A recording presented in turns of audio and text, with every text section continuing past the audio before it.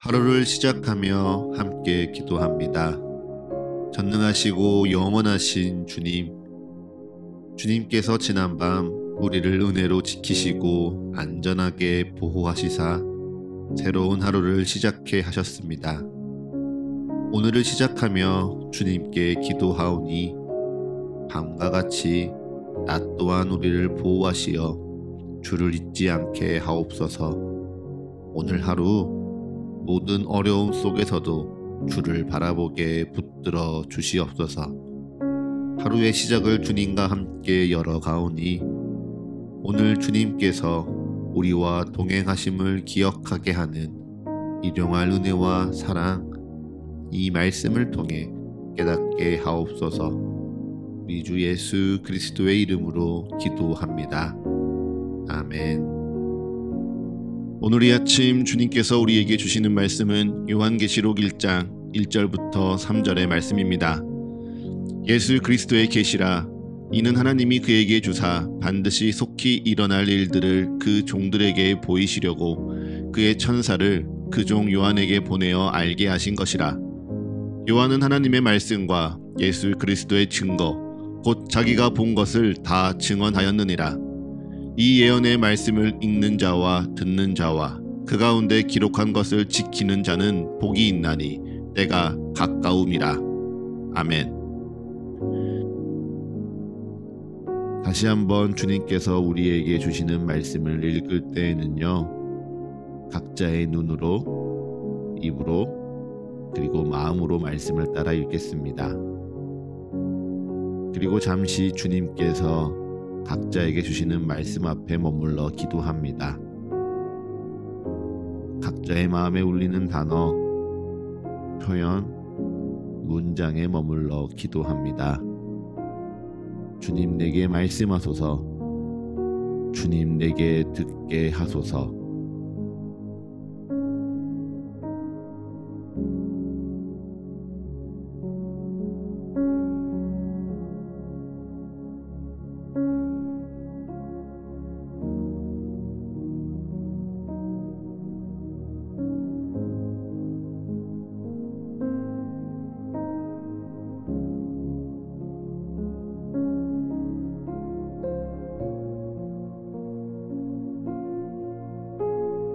요한계시록이 시작됩니다. 여러분에게 요한계시록은 어떤 성경입니까? 어쩌면 많은 그리스도인들에게 요한계시록은 그저 뜻을 알 수 없는 어려운 성경으로 설교가 아니면 들춰볼 일 없는 말씀 가운데 하나일지 모르겠습니다. 반대로 어떤 그리스도인들에게는 그 말씀에 과도하게 집착하면서 이것이 이 세대의 어떤 의미인지 파헤치고 해석하려는 이들도 분명 있기도 하죠. 네, 잘 알지 못하거나 잘못 아는 겁니다. 그러면서 요한계시록이라는 것을 떠올리면 정말 휴거, 말을 탄 네 사람, 적그리스도, 666, 심판, 재림, 천년 왕국과 같은 단어를 생각합니다. 대부분 이 세상의 끝이 오고 곧 하나님의 심판이 있을 것이라는 종말론적인 내용과 개념, 단어들이다 보니 대체적으로 요한계시록에 대한 인상은요, 두렵고 놀랍고 혼란스러운 감정을 가지게 됩니다. 이처럼 요한계시록을 접하는 성도들이 이런 감정, 이런 단어를 떠올리는 이유는 요한계시록이 갖는 문학적인 특성 때문입니다. 요한계시록은 크게 묵시문학, 예언서, 그리고 아시아에 있는 교회에 보내진 편지라는 세 개의 문학 장르가 뒤섞여 있습니다. 그 가운데 묵시는요, 우리에게 해석의 어려움과 함께 미래에 대한 부정적인 이미지를 연상케 합니다. 분명 헬라어로 아포칼리십스라고 기록된 이 묵시, 계시라는 단어의 뜻은 커튼이 걷히며 그 뒤에 숨겨진 것이 드러난다는 것을 뜻합니다. 현실에 이미 존재하는 동물이나 숫자, 재앙의 언어를 상징적으로 사용하여서 실제 인물, 장소, 사건 등을 가리키므로 말씀을 읽는 이들의 상상력을 자극해서 미래와 현재를 연결하고 하늘과 땅을 연결하며 하나님의 뜻을 드러내고자 하는 것이 바로 묵시문학인 것이죠. 그래서 이러한 묵시를 통해 커튼이 걷히며 그 뒤에 숨겨진 것이 드러나는 하나님의 뜻이 과연 무엇입니까? 내일 이 땅이 이렇게 심판받는다, 너희는 잘 알아둬라일까요? 아니면 언제 이 땅이 이렇게 심판받으니 마지막 날을 준비하라일까요? 그것도 아니면 결국 이 땅이 이렇게 심판받을 것이니 이 땅의 삶은 다 소용없고 의미 없다는 허무일까요? 모두 아닙니다. 하나님께서 이 말씀을 통해 우리에게 바라시는 것, 이 말씀을 통해 우리에게 드러내길 원하시는 하나님의 뜻은요, 결코 오늘의 위기 상황에 좌절하고 낙심하지 말라입니다. 위기 상황 앞에서 세상을 하나님 나라의 관점으로 다시 돌아보며 오늘 올바르고 의롭게 행동하라 권면하는 겁니다. 이것이 세상이 말하는 예언과 성경이 말하는 예언의 가장 큰 차이입니다. 성경에 기록된 예언, 계시는요, 단순히 미래에 이런 일이 일어날 것이라 예견하는 것이 아닙니다. 앞으로 언제 어디서 이런 일이 일어날 것이라 이야기하는 것을 세상 사람들이 예언을 통해 기대한다면요, 성경은 하나님의 예언을 통해 사람들이 보지 못하는 것을 보여주고 현재를 향한 하나님의 뜻을 분명히 드러내는 것이 목적입니다. 그래서 이 말씀을 듣는 이들이 하나님의 예언을 통해 하나님의 뜻이 선포되고, 그래서 현재 내가 어떻게 살아야 할지, 어떻게 기도해야 할지 그 믿음을 돌아보며 지키는 것이 바로 하나님의 예언과 묵시, 그리고 요한계시록의 목적인 것이죠. 그렇기에 요한계시록은 결코 두려움과 혼란의 말씀이 아니라 위로와 격려의 말씀입니다. 로마가 가장 강성하던 시기, 로마 제국이 영원할 것이라 기대하는 것을 믿음이라 치장하며 황제를 하나님으로 찬양하던 시기, 로마를 영원한 예루살렘과 같이 무너지지 않을 영원한 도시라 믿으며 팍스 로마나, 로마의 황제가 전 세계의 안정과 질서를 가져온다고 노래하던 시기, 그 시기에 요한계시록이 기록되고 읽혀집니다. 누구에게요?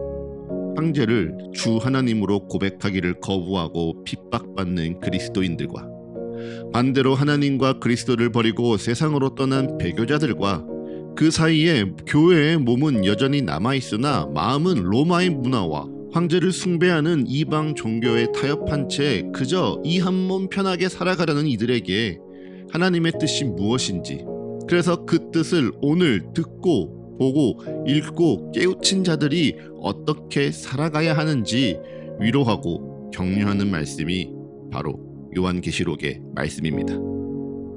그러고 보면 요한계시록이 기록된 그때의 상황이나 지금의 상황이 크게 달라지지 않았습니다. 그 어느 때보다 세상이 교회보다 강한 때입니다. 하나님의 나라는 영원하고 세상의 악과 부정함은 영원할 것 같아 두려운 때입니다. 오히려 물질을 따르고 이득을 쫓는 것이 지혜라 사람들이 찬양합니다. 하나님의 나라를 꿈꾸고 함께하기에 힘을 쓰며 어려움을 견디기보다 나 혼자 살고 나 하나 살고 내 한 몸 챙기는 게 유익이라 지혜라 말하는 시대입니다. 그래서 이 시대 그리스도인들이 괴롭습니다. 옳은 것을 지키자니 외롭습니다. 많은 이들이 교회를 떠나니 나도 떠나는 게 옳은가 고민이 됩니다.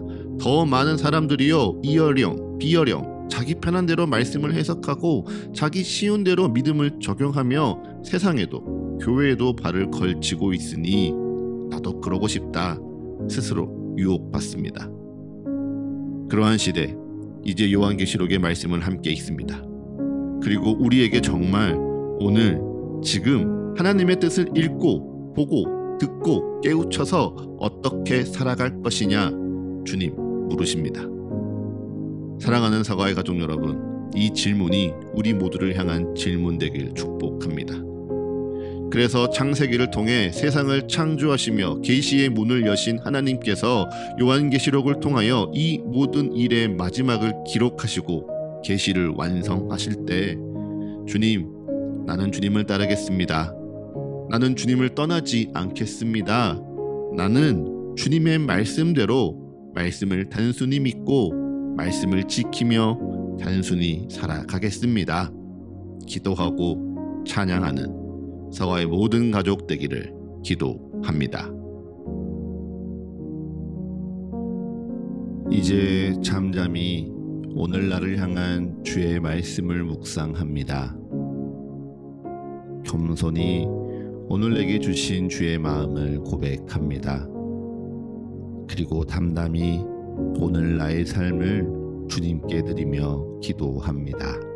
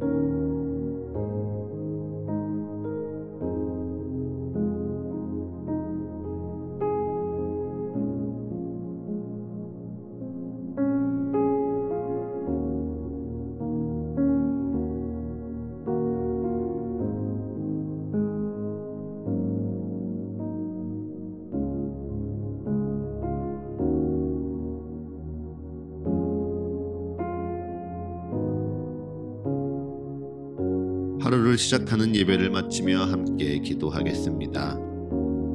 오늘 이 하루를 주님의 말씀으로 시작하며 주님께 기도합니다.